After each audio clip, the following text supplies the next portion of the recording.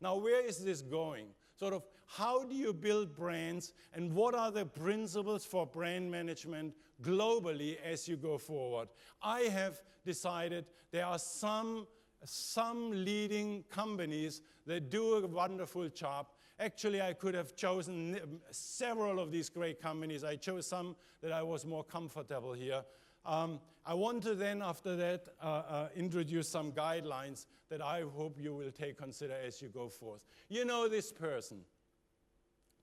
This person, his name is Howard Schultz. He's a Brooklyn boy. And you know, of course, Howard Schultz, perhaps, or perhaps you know only the company that he has built. The company is called Starbucks. Everybody talks about Starbucks these days, so I thought I have the permission to do the same thing. And you know the story about Starbucks. Starbucks was founded, or the idea of Starbucks emerged somewhere in Italy when Howard Schultz traveled to Italy, and in Italy had vacation, and he sat in this cafe, in this proverbial cafe, let's say, and he saw how Italians lived around coffee. He saw how they ordered different varieties of coffee. He sort of engaged in the atmosphere around the coffee. And he says, this is amazing. Now they chat, people chat there, they laugh, they eat, they argue with each other, they bustle in and out, they do so many things around that things. And he came back to the United States and he says, I'm going to build a company that is called Starbucks. I want to bring that concept, I want to globalize that concept, that idea of a coffee that I have seen in Italy, in Milan, and I want to bring this to America and build Starbucks. And I think, you know, as you know, he has done a wonderful job. But you know what I think is so important about Starbucks? And that is, it is not about the coffee. No, it is about the coffee. Because if you know back then what the coffee was like in America, you know that there is something about the quality of the coffee. But it's not about the quality of the coffee alone. You know, some consultants will tell you it's all about the experience. Now, do you really think it's about the experience? Have you been in a Starbucks lately? Do you know what that is to be in a Starbucks? You know, there's usually young people, you know, they seem to be hanging around there for 3 or 4 hours. They are very busy working. It's almost like my office cubicle set, you know, without the cubicles itself. Usually there are sofas with spots and things like that. It's quite messy, actually.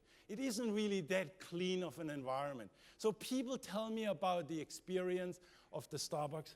And actually, I don't think it's about the experience. It's not about the store experience. What I actually think it is, and what I think, what Howard Schultz said, you know, or what Howard Schultz saw, was not the experience in that coffee shop itself, but how that coffee shop intersected with the life of Italians in Milan, and what he tries to achieve in America is just that. I just recently read this book about that he wrote. He wrote that book called Pour Your Heart Out, or something like that. There was a title. In some of the first chapters of the book, he says, when I started Starbucks, I wanted to create the third place.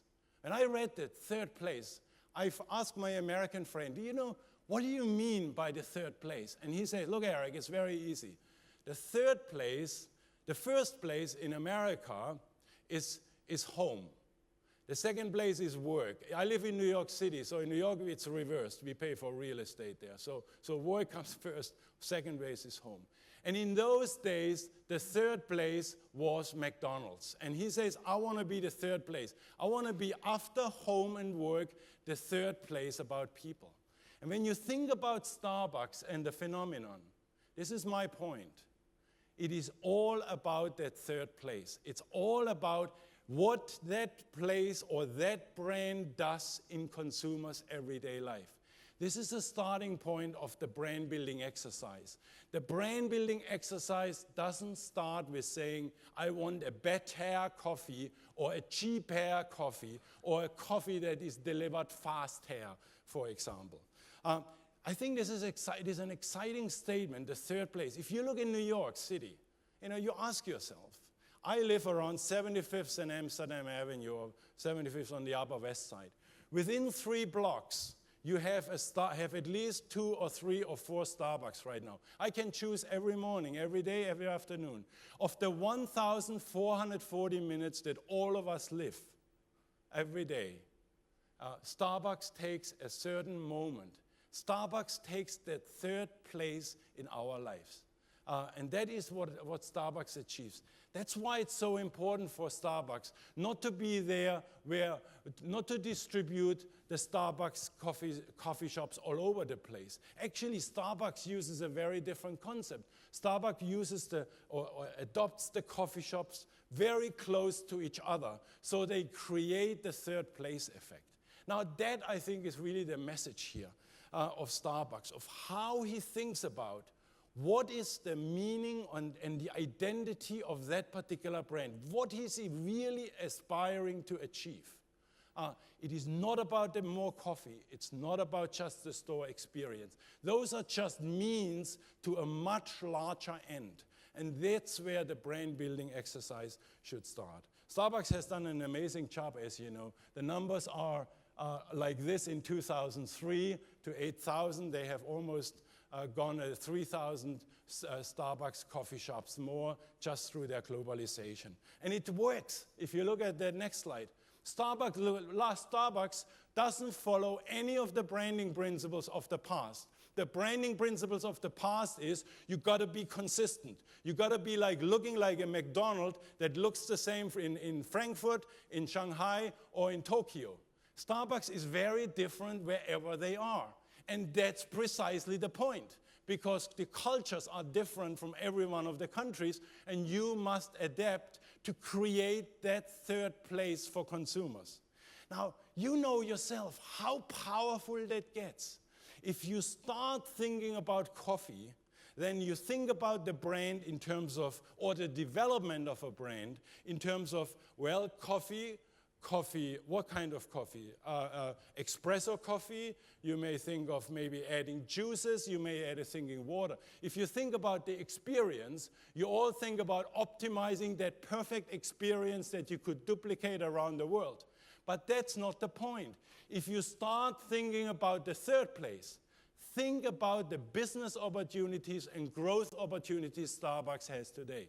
Starbucks has the potential as a 3rd place to stuff a lot more in that particular store. Starbucks has the potential to be a big music company. In fact, they are already a music company. Starbucks is the best place where you can run your computer or access iTunes, if you will, the Apple Music store. Starbucks maybe is actually now going into some movie things and uses the store as a means to promote that. The potential for Starbucks beyond coffee is just amazing. Beyond the experience is just amazing. And that is the potential of starting with a branding exercise from the right point of view. I'd like to now just leave you with 3 major guidelines, or I call it rules or guidelines, that may be helpful for you, and please keep them in mind as we go forward with the story on branding. The first guideline I have is understanding consumers in context. When you want to globalize your brand as an entrepreneur with the means that come along with entrepreneurial organization, you must start not from that global perspective, perhaps the way Coca-Cola globalized or some other companies. You must start that from a very different perspective. This is my